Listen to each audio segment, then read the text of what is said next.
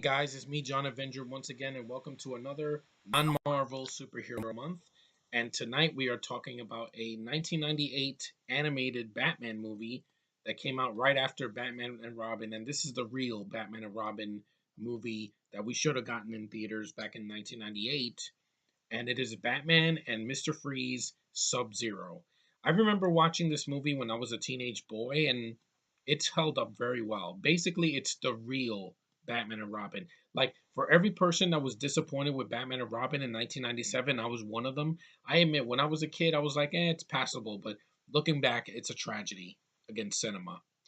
But this movie treats the Mr. Freeze character with respect. That's one thing that Arnold could not bring to the role in Batman and Robin. It's just ice puns and shitty dialogue and bad, comedy acts. He's a comedic joke for the whole movie.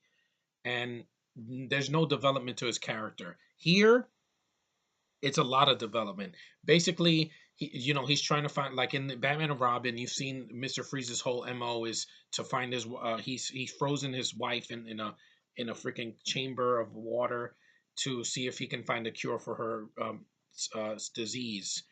And so he's trying to find Barbara Gordon, who he thinks that has the blood that can save his wife and cure her from her disease.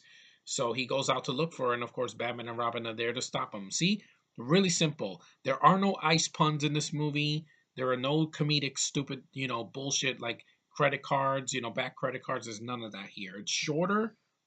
It's a better story. It's better written. It's got better character moments. There's a scene that Batman's like, if I don't make it back, go without me. And Robin's like, no, wait. And he's like, yeah, exactly. See, Robin's not a whiny little bitch here like he's in Batman and Robin. He's actually the Robin that we loved in the animated series. And Barbara Gordon, once again, here she serves a purpose. Like in the Killing Joke, she's just there for the first 30 minutes and then, she doesn't serve a purpose anymore. Here, she's a plot device pretty much to so that Freeze can use her blood to save his wife. And there's a lot of emotion behind it. Like I think the ending of this movie is very sweet. Like when Victor sees, his that his wife is being taken, I think to Arkham or whatever, and I think they found a cure or something like that, and he cries. The scene where he cries, that's very emotional. It's not a joke. It's a very subtle moment, and it's a good moment. He's a villain that I feel sorry for.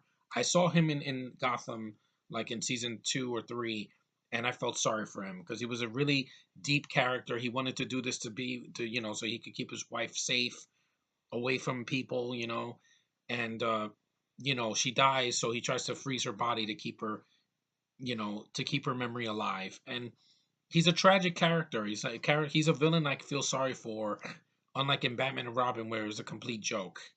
Here, he's treated with respect, and it's basically the same animation from the animated series. It's kick-ass, hand-drawn, 90s animation that still works. The voice actors are still top-notch, especially Freeze. The voice of Mr. Freeze is like, "Where's Barbara Gordon?" It's a very deep voice. It's basically the voice that Kylo Ren had in The Force Awakens. It's that kind of a voice, but it's not a joke. And Freeze doesn't smash things like Kylo Ren. And his look is great. The glass helmet and the red eyes and the freaking freezer gun. That's it. That's Freeze. Freeze doesn't look like a RoboCop Terminator in a refrigerator costume like Arnold wore. I compare it because these movies came out around the same time, and I think this is better. It is such a tight story. It's a story that's interesting. It's short. It's not 2 hours of padding and useless characters. You got, of course, you have Jim Gordon in there, and he, of course, wants to protect his daughter from Freeze, but Freeze has none of it. Joker's not in this movie, so it's Mark Hamill's not in this one, but Freeze is a good enough villain in this movie to keep it from being boring, and he carries the film as a villain.